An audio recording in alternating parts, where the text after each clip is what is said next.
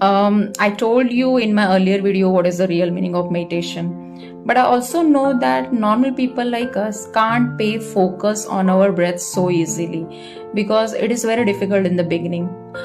Therefore, I will tell you a very simple way which I do every day before sleeping. I close my eyes and then I put one or both of my hands on my stomach and I feel my stomach moving in and out.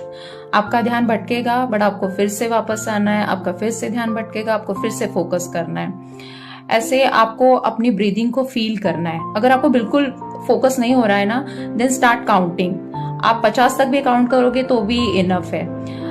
If you do it only 5 minutes a day, then it is also sufficient. But if you want the benefits of meditation, then you have to do it religiously for that 5 minutes.